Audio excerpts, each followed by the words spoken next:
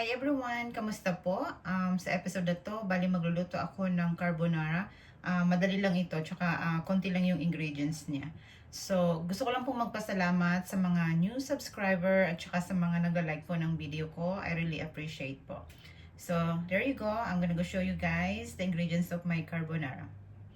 Alright, here's all the ingredients. I have butter, heavy cream, egg yolk, onion, I have bacon, of course, the pasta. I use linguine for my carbonara. You can use anything like spaghetti pasta if you want. And then salt and ground pepper. Alright, let's go start cooking. Ayan, so bali nagpapakulo na ako dito ng water. So nilagyan ko na rin siya ng salt kanina. Anyway, dito sa pasta, kailangan mo siya, nasa instruction, kailangan lutuin mo siya ng at least 10 minutes. Huwag masyadong kasi minsan pag yung pasta, pag naluluto na masyado, parang nagiging na siya, mushy taste na siya. So, at least just follow the direction if how many minutes kung paano mo siya lulutuin din. Okay, kumukulo na siya. So, bago ko lutuin yung pasta, magigisa muna ako dito. So, unahin ko yung bacon.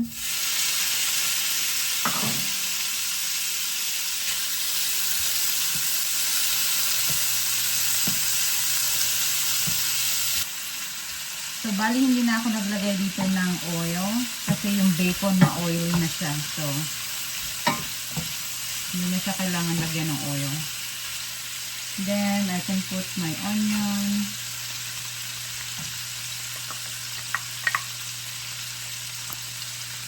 And also, hindi ako naglalagay ng garlic. Gusto ko lang onion. So, ayan, kumukula na yung tubig ko. Lalagay ko na yung pasta. Hindi ko siya ubusin kasi ako lang naman ang kakain. Ganito lang. So, sa pasta pala, pag nagluluto ako ng pasta, actually kahit spaghetti, hindi ko pinuputol. Hindi ko pinuputol yung pasta. Kasi, nasa sa inyo naman yun kung gusto nyo yung ganun na pagluluto. Pero ako, mas gusto ko yung ganito lang. Diretso lang siya. Ayoko yung pinuputol-putol.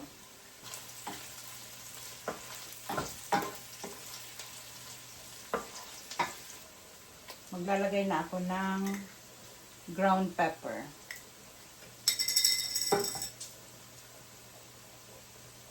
Alam nyo naman ako, mahilig ako sa ground pepper. Tapos mamaya lalagyan ko pa yan.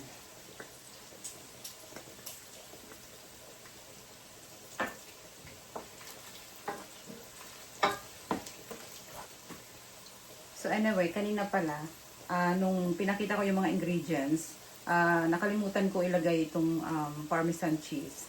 So alam niyo naman ang pasta, hindi masarap kung walang parmesan cheese.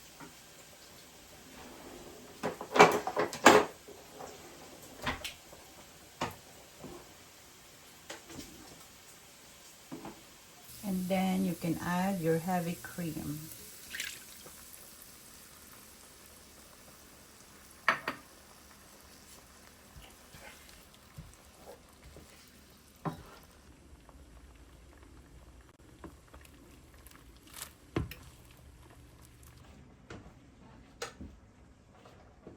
So, i-try na natin.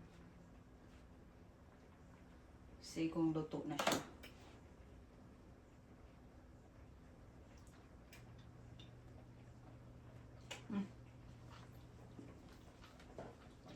Luto na siya. And then, titikman ko na rin yung sauce ko.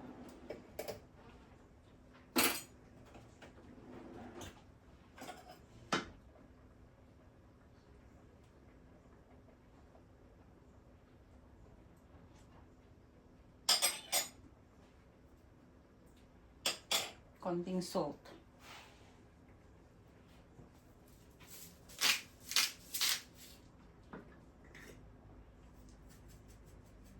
Ground pepper.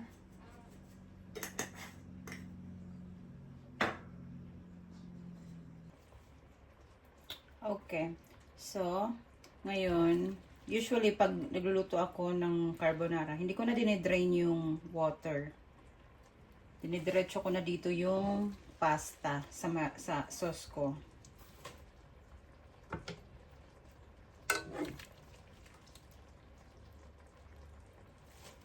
Sinesave ko yung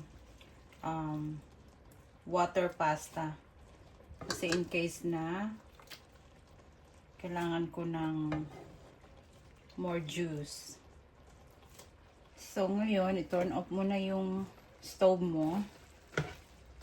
Tapos i-mix mo na.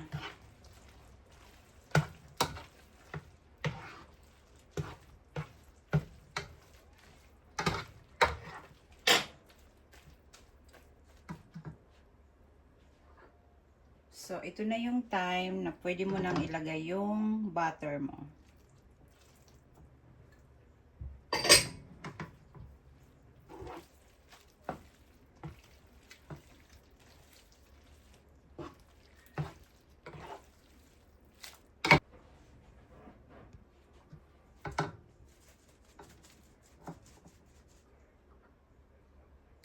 Then, you can put your egg yolk.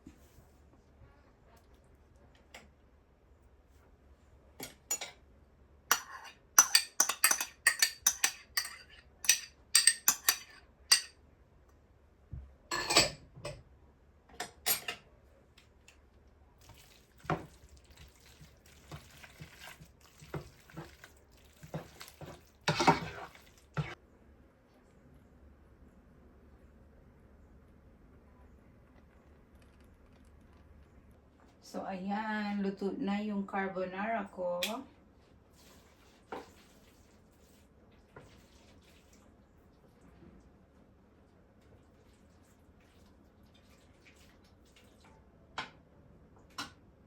Look.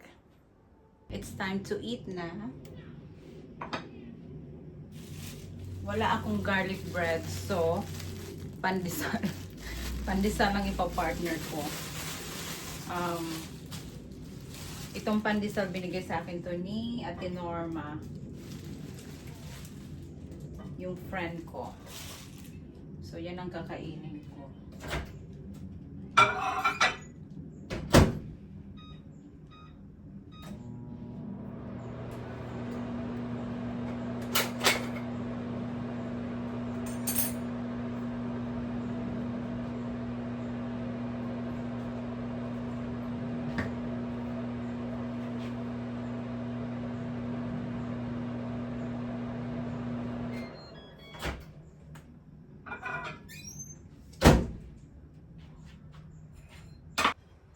So, ayan. Kain po tayo.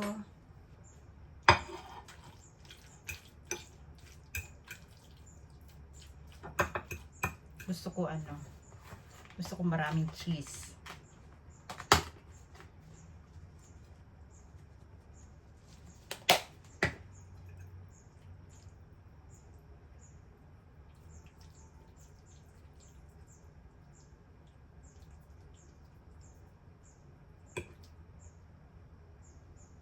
Big bite ito.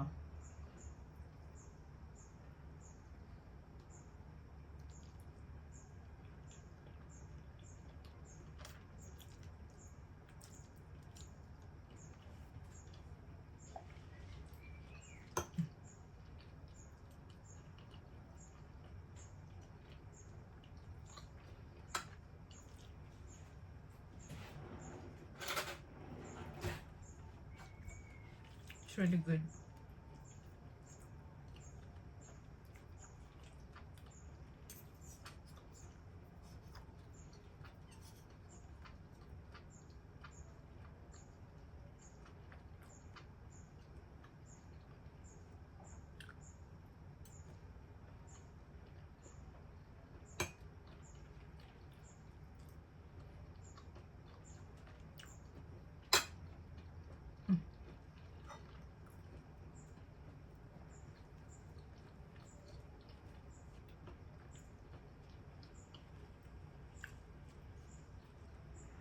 wala akong garlic bread. So, pandesal. Actually, itong pandesal na to, ubi. May ubi siya sa loob. So, ang sarap. Thank you, Ate Norma.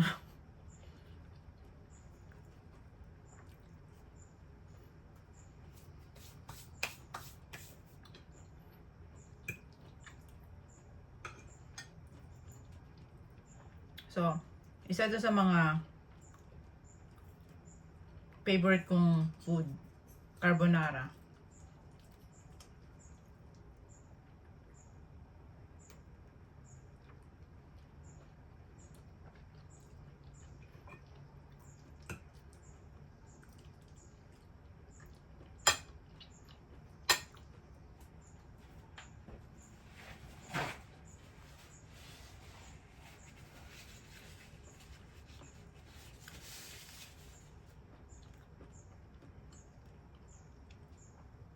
Alright. Tapusin ko na yung kinakain ko. I just wanna say thank you so much everyone for watching this video. I hope nagustuhan nyo yung carbonara na recipe na niluto ko. Bakit ba ako nauutal ngayong araw na to? So anyway. Alright. Thank you everyone. Bye-bye.